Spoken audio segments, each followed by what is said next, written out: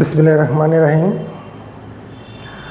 নাসিরাবাদ কলেজের অনলাইন ক্লাসে ব্যবসা শিক্ষার একাদশ শ্রেণীর প্রিয় ছাত্রছাত্রী বন্ধুরা, আশা করি তোমরা ভালো আছো, সুস্থ আছো, ঘরেই আছো, নিরাপদেই আছো এবং বাসায় বসে নিয়মিত অনলাইন ক্লাসগুলো দেখে যাচ্ছ। বন্ধুরা, অনলাইন ক্লাস হিসাবে আমি আজকে তোমাদেরকে হিসাব বিজ্ঞান প্রথম পত্রের দৃশ্যমান ও অদৃশ্যমান সম্পদের হিসাব এই অধ্যায় থেকে আমি বিগত বেশ কয়েকটি ক্লাস নিছি। আজকেও আমি এই অধ্যায় থেকে আরেকটি ক্লাস নেব। আজকে আমি তোমাদেরকে যে অঙ্কটি দেখাবো, এর আগে বিভিন্ন ধরনের আলোচনা হয়েছে এই অধ্যায় থেকে, বই থেকে অনেক অঙ্ক দেখানো হয়েছে, বিভিন্ন বোর্ড থেকেও দেখানো হচ্ছে। আজকে আমি তোমাদেরকে ঢাকা বোর্ড 2017 সালের অঙ্কটি দেখাবো। ঢাকা বোর্ড 2017 সালে দৃশ্যমান ও অদৃশ্যমান সম্পদের হিসাব এই অধ্যায় থেকে যে অঙ্কটি আসছিল সেটি আসছিল প্রশ্ন নম্বর 9। ঢাকা বোর্ড 2017 সালের প্রশ্ন নম্বর 10। এই অঙ্কটি দৃশ্যমান ও অদৃশ্যমান সম্পদের হিসাব এই অধ্যায় থেকে আসছে। আজকে আমরা এই অঙ্কটি অর্থাৎ প্রশ্ন নম্বর 10 নম্বর অঙ্কটি তোমাদেরকে বোঝানোর চেষ্টা করব। তোমরা তোমাদের বইয়ের পিছনে অংশে বিভিন্ন বোর্ডের প্রশ্ন দেওয়া আছে, সেখান থেকে ঢাকা বোর্ড 2017 সালের অঙ্কটি বের করো এবং 10 নম্বর প্রশ্নের অঙ্কটি দেখো। তো বন্ধুরা, চলো আমরা অঙ্কটি দেখি বা প্রশ্নটি দেখি কি বলছে। তো ঢাকা বোর্ড 2017 সালের 10 নম্বর অঙ্কটি ছিল এরকম: 2014 সালের 1 জানুয়ারি তারিখে রহিম লিমিটেড 2,80,000 টাকার একটি মেশিন ক্রয় করে। কবে? 2014 সালের 1 জানুয়ারি তারিখে। কত টাকা দিয়ে মেশিনটি ক্রয় করে? 2,80,000 টাকা দিয়ে। মেশিনটির সংস্থাপন ব্যয় 20,000 টাকা।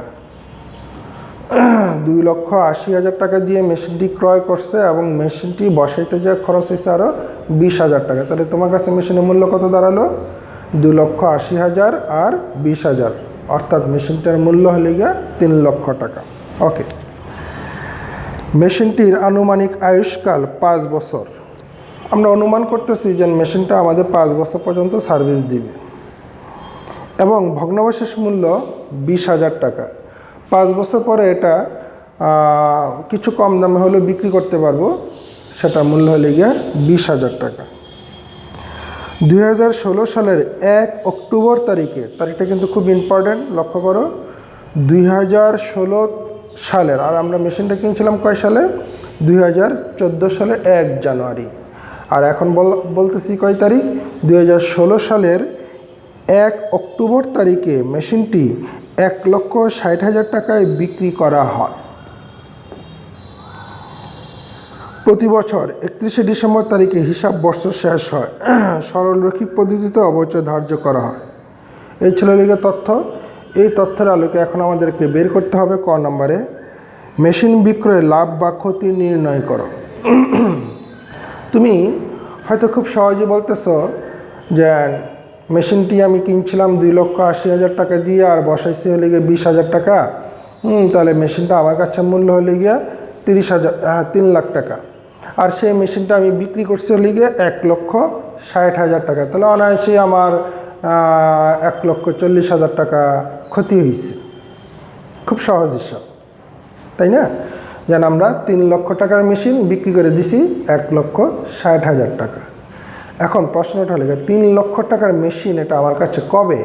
2014 সালের 1 জানুয়ারি তারিখে। আমি মেশিনটি দীর্ঘদিন ব্যবহার করছি, ব্যবহারজনিত কিছু তো ক্ষয়ক্ষতি হয়েছে। তাহলে 2014 সালে যেই মেশিনটি আমার কাছে 3 লক্ষ টাকা, এটা কি 2016 সালে বা 18 সালে বা 20 সালে যাও এটাও আমার কাছে মূল্য 3 লক্ষ টাকায় থাকবে?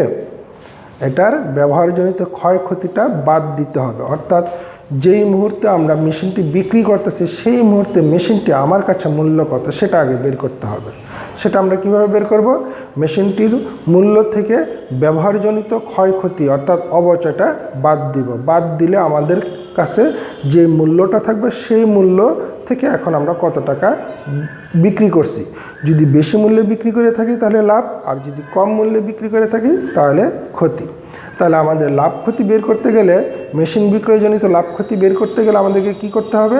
আগে মেশিনটি বিক্রয়ের সময় মেশিনটি আমার কাছে মূল্য কত অর্থাৎ বিক্রয়ের সময় মেশিনটির অবচয়টা বাদ দিয়ে আমরা মূল্যটা বের করব।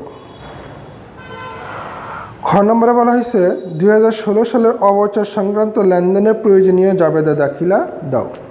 গ নম্বরে বলা হয়েছে 2014 সাল হতে 2016 সাল পর্যন্ত সময়ের অবচয় হিসাব প্রস্তুত করো।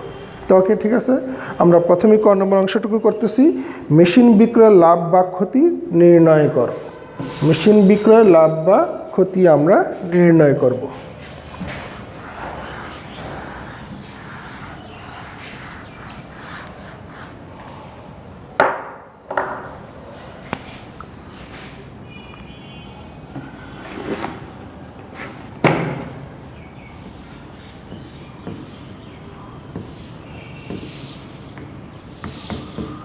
ঢাকা বোর্ড 2017 সালের কত নম্বর জানি 10 নম্বর অঙ্কটি আমরা দেখব।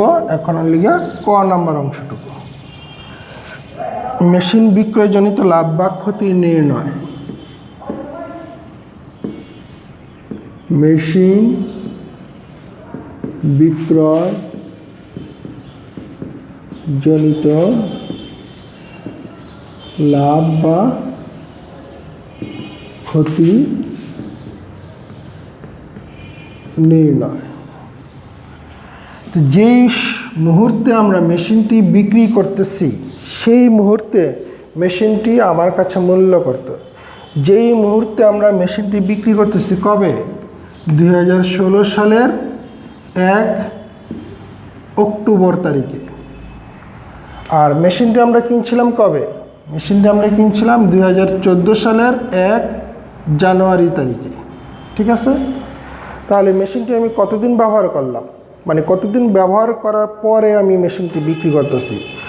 2014 সালের 1 জানুয়ারি তারিখে আমরা কিনছি, তার মানে 2014 সালের পুরো বছরই আমরা ব্যবহার করছি। 2014 সালের 12 মাসই আমরা ব্যবহার করছি। 2014 সালের 12 মাসই আমরা ব্যবহার করছি। 2015 সালের আমরা পুরা বছরই ব্যবহার করছি, 12 মাসই আমরা ব্যবহার করছি। 2016 সালে কি আমরা পুরা বছর ব্যবহার করছি? না, আমরা 1 অক্টোবর তারিখে মেশিনটি বিক্রি করে দিচ্ছি, তার আগ পর্যন্ত আমরা ব্যবহার করছি। তাহলে 1 অক্টোবরের আগ তারিখ পর্যন্ত কয় মাস হয়? জানুয়ারি 2016 সালের January, February, March, April, May, June, July, August, September. October 1 তারিখ তো আমরা বিক্রি করে দিচ্ছি, তাহলে সেপ্টেম্বর পর্যন্ত পুরাটাই আমরা ব্যবহার করছি। সেপ্টেম্বর পর্যন্ত কয় মাস হয়? 9 মাস। ওকে, তাহলে টোটাল মেশিনটার আমরা এই কয়টা মাস 12, 24, 25, 26, 27, 28, 29, 30, 31, 32, 33 মাস আমরা ব্যবহার করছি। 33 মাস ব্যবহার করার পরে আমরা মেশিনটা বিক্রি করে দিছি। ঠিক আছে, এখন এই 33 মাসে আমাদের মেশিনটির অবচয় কত টাকা হয়েছে অর্থাৎ ক্ষয়ক্ষতি কত টাকা হয়েছে সে অবচয়টা আমরা আগে বের করে নিই। আমরা কিন্তু এখানে কয় মাস বলছি? 33 মাস। তাহলে একটু আমরা এখানে একটু জায়গা খালি রাখলাম, পাদটিকায় বা গণনায় আমরা একটু অবচয়টা বের করে নিই। বার্ষিক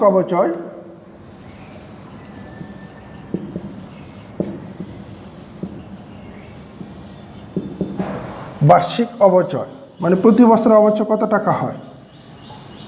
বার্ষিক অবচয় বের করার সূত্রটা কি?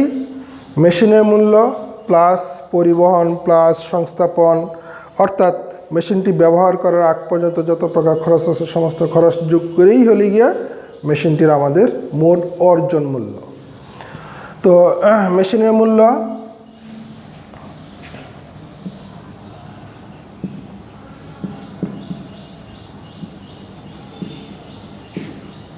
মাইনাস ভগ্নাবশেষ মূল্য ভাগ আয়ুষ্কাল। এখানে কিন্তু মেশিনের মূল্য বলতে শুধু 2,80,000 টাকা দিয়ে মেশিনটি কিনছি তা না, সংস্থাপন সহ। তাহলে সংস্থাপন সহ মেশিনের মূল্য আমার কাছে কত আসলো? 2,80,000 আর যোগ 20,000, 3 লাখ।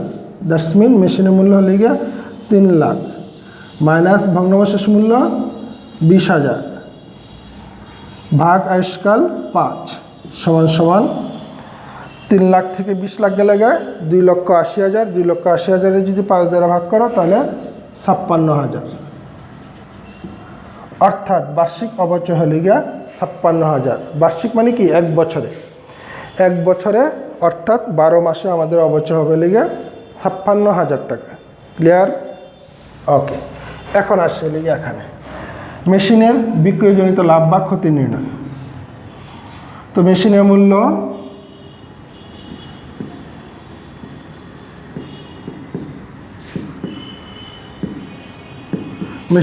কত টাকা বের করছিলাম? কত টাকা? 2,80,000 যোগ 20,000, 3 লাখ। এখান থেকে বিক্রয়ের সময় আমার কাছে মেশিনটার মূল্য কত সেটা বের করতে চাচ্ছি। বিক্রয়ের সময় আমার কাছে মেশিনটার মূল্য যদি বের করতে চাই তাহলে এখান থেকে আমরা কি করব? এই মেশিনের মূল্য থেকে আমরা পুঞ্জীভূত অবচয়টা বাদ দিব। তাহলে পুঞ্জীভূত অবচয় যদি আমরা বাদ দিই, বাদ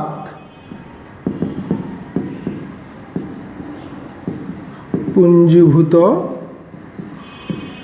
অবচয় মানে কি? মেশিনটি আমি ব্যবহারজনিত ক্ষয়ক্ষতি। মেশিনটা আমরা কয় মাস ব্যবহার করছিলাম?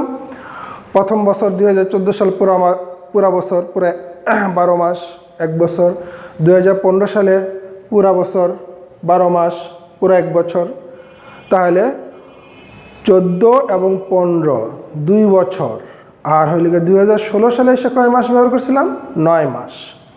তাহলে পুঞ্জীভূত অবচয় 2014 সালে বার্ষিক অবচয় কত করে? 56,000 টাকা। তাহলে 2014 সালে 56,000 যোগ 2015 সালে 56,000 যোগ 2016 সালে কিন্তু 56,000 না, কারণ 56,000 হলে গিয়ে 1 বছরের। কিন্তু 2016 সালে আমরা কয় মাস ব্যবহার করছিলাম? 2016 সালে আমরা বের করছিলাম বলছিলাম 9 মাস। তাহলে 56,000 টাকা কয় মাসে ব্যবহার করা হয়? 12 মাসে, ভাগ 12 পূরণ 9 ইত্যাদি। যদি যোগ করো 56,000 যোগ 56,000 আর এটা যদি ভাঙ্গো তাহলে আসবে হলে গিয়া 42,000 টাকা। তাহলে ইত্যাদি আমাদের যোগ করলে আসবে হলে গিয়ে 1,54,000 টাকা। 3 লক্ষ টাকা থেকে 1,54,000 টাকা যদি বাদ দিই তাহলে 4,46,000 টাকা। এটাকে আমরা বলতে পারি বিক্রয়কালে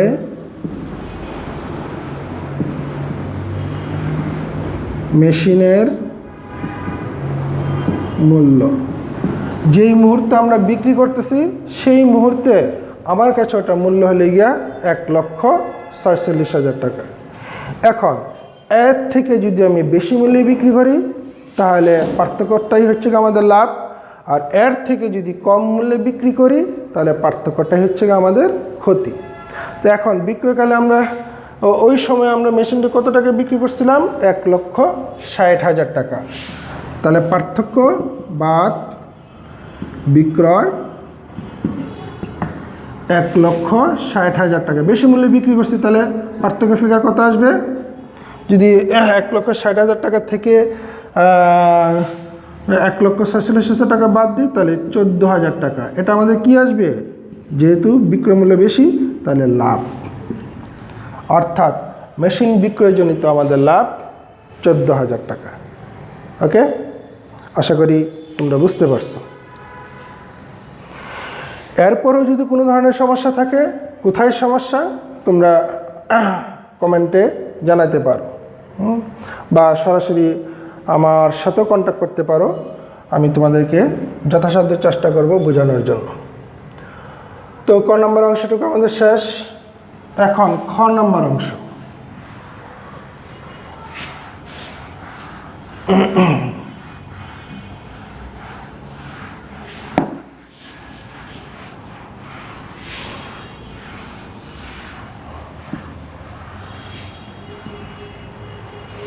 খ নম্বর অংশে বলা হয়েছে 2016 সালের অবচয় সংক্রান্ত লেনদেনের প্রয়োজনীয় জাবেদা দাখিলা দাও। সব বছরের জাবেদা চাইছে না, কিন্তু ওনলি 2016 সালের অবচয় সংক্রান্ত।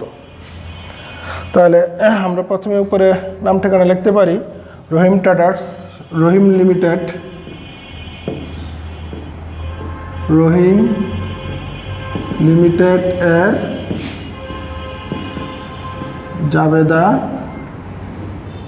দাখিলা আমরা কিন্তু দিব ওনলি 2016 সালে। তাহলে তোমরা একটা জাবেদার ঘর আঁকো।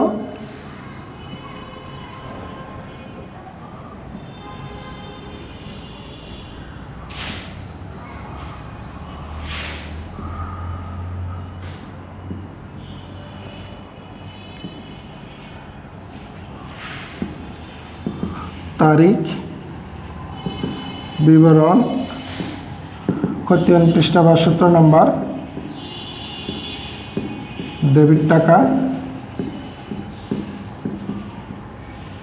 ক্রেডিট টাকা।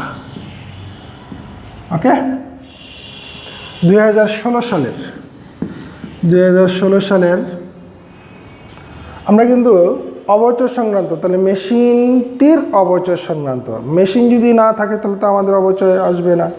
আমরা কিন্তু মেশিনটা বিক্রি করে দিয়েছিলাম 2016 সালের 1 অক্টোবর তারিখে। তার মানে কি 1 অক্টোবরের পরে আর কোনো অবচয় নাই।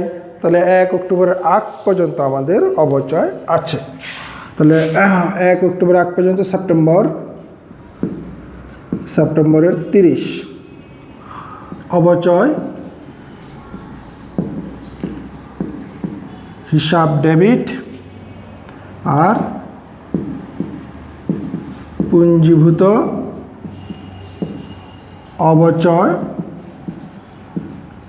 সঞ্চিত হিসাব ক্রেডিট। আমাদের বার্ষিক অবচয় কত? 1 বছরের অবচয় 56,000 টাকা। এই 56,000 টাকা যেন আমাদের অবচয় হয়েছে কয় মাসে? 1 বছর বলতে বুঝি 12 মাস। তাহলে 12 মাসে যদি 56,000 টাকা হয় তাহলে 1 মাসে ভাগ 12। আমাদের 2016 সালে সেপ্টেম্বর পর্যন্ত মোট লেগে 9 মাস। এটা আমরা ক নম্বর অংশ বের করছিলাম। কাটাকাটি যদি আমরা করি, 3 দা কাটলে 3 3 9, 4 4 দা যদি কাটি 1 4 3 4 12 12 2 হাতে রইলে 1 3 1 3 আর 4 42,000 টাকা। ওকে, অর্থাৎ সেপ্টেম্বর পর্যন্ত 9 মাসের অবচয় হলে গিয়ে আমাদের 42,000 টাকা।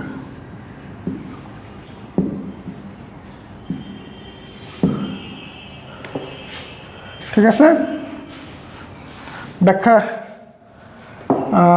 ব্যাখ্যা দিতে হবে।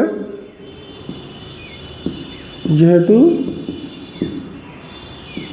অবচয় ধার্য করা হলো, সেপ্টেম্বর 30 এই অবচয়টাকে আবার বিশদ আয় বিবরণীতে স্থানান্তর করতে হবে। বিশদ আয় বিবরণী হিসাব ডেবিট, অবচয় হিসাব ক্রেডিট 42,000 টাকা।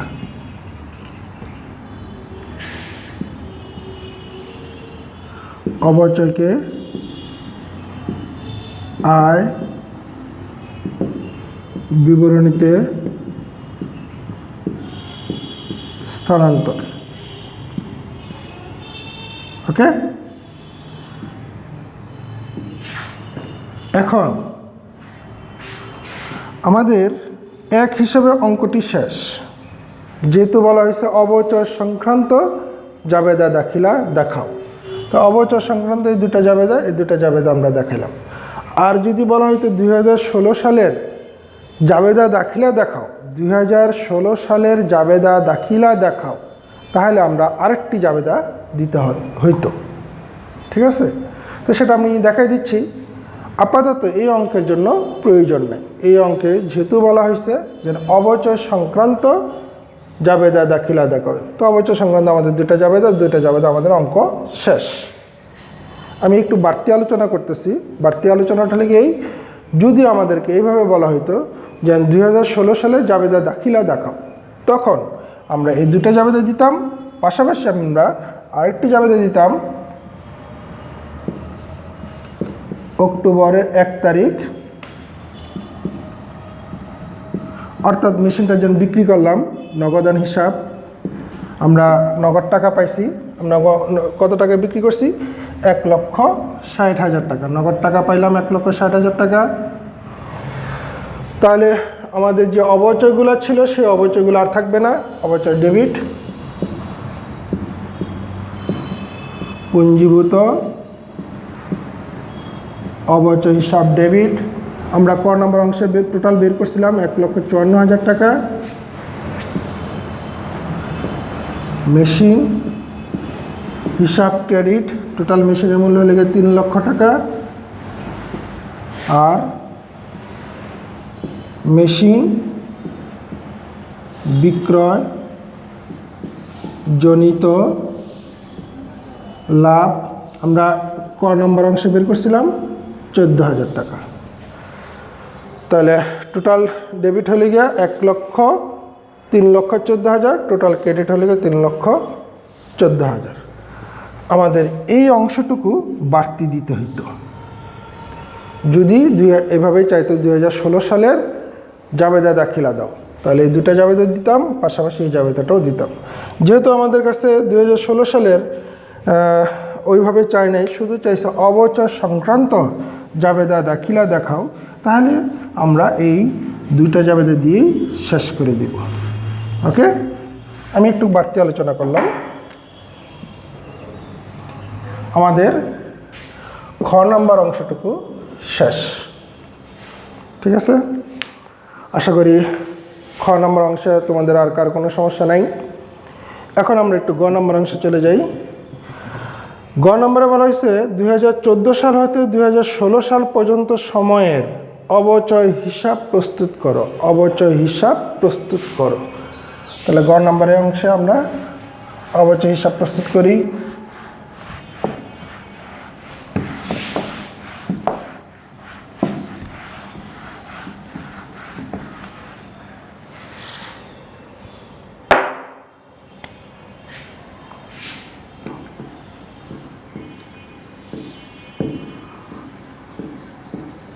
অবচয় হিসাব,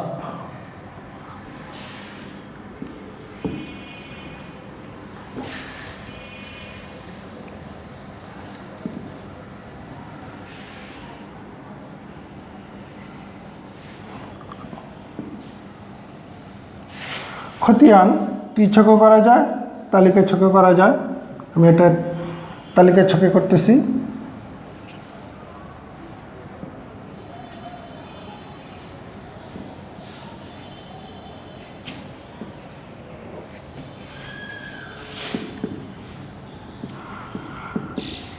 তারিখ, বিবরণ, জাবেদা পৃষ্ঠা বা সূত্র নাম্বার, ডেবিট, ক্রেডিট,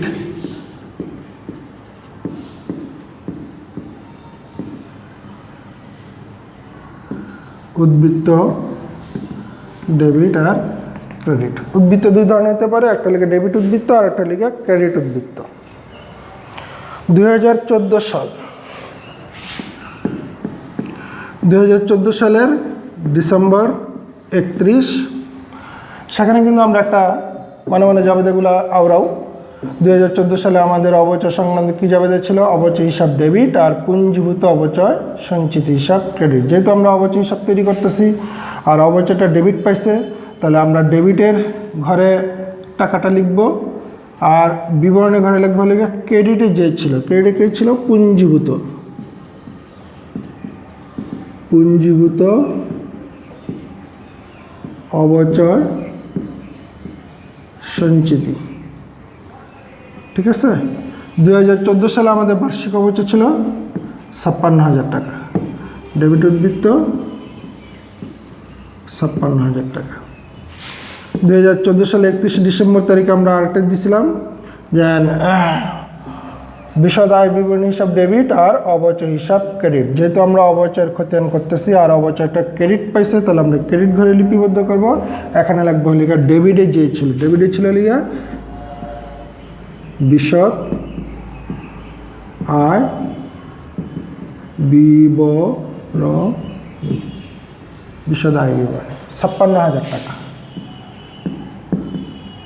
তাহলে আমাদের কিছুই থাকলো না। 2014 সাল শেষ। ঠিক সেম একইভাবে 2015 সাল,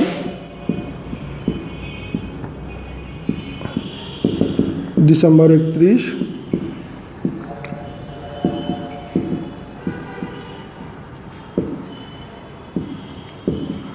পুঞ্জীভূত অবচয় সঞ্চিতি 56,000 টাকা, ডেবিট 56,000 টাকা,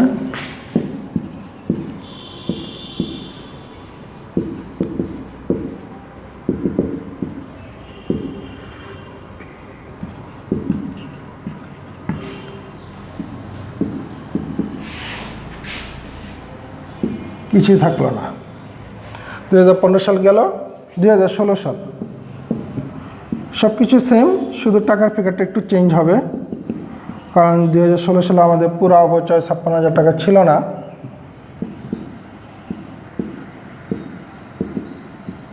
পুঞ্জীভূত অবচয় 2016 সালে আমাদের অবচয় ছিল লিখিয়া 42,000 টাকা। ক অংশ বের করছি আর খ অংশ তোমাদেরকে দেখাইছি। সরি, ডেবিট 42,000 টাকা,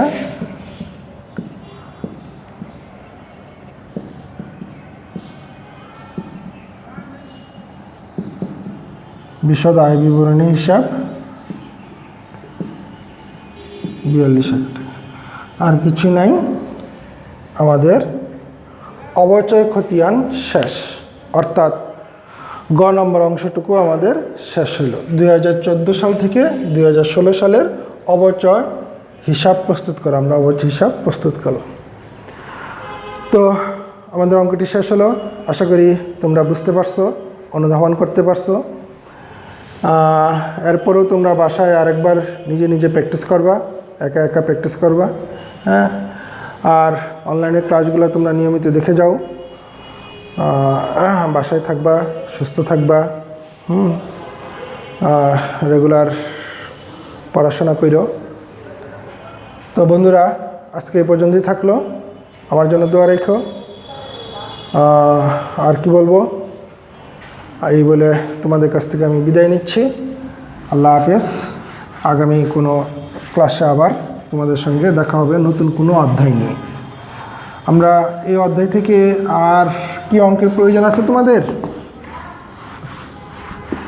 এরপরেও যদি তোমাদের প্রয়োজন থাকে তাহলে তোমরা সরাসরি আমাকে সাথে কন্ট্যাক্ট করতে পারো, কন্ট্যাক্ট করে জানাতে পারো, অথবা কমেন্টও জানাতে পারো। আদারওয়াইজ আমি আগামী ক্লাসে অন্য কোনো অধ্যায় নিয়ে কথা বলবো।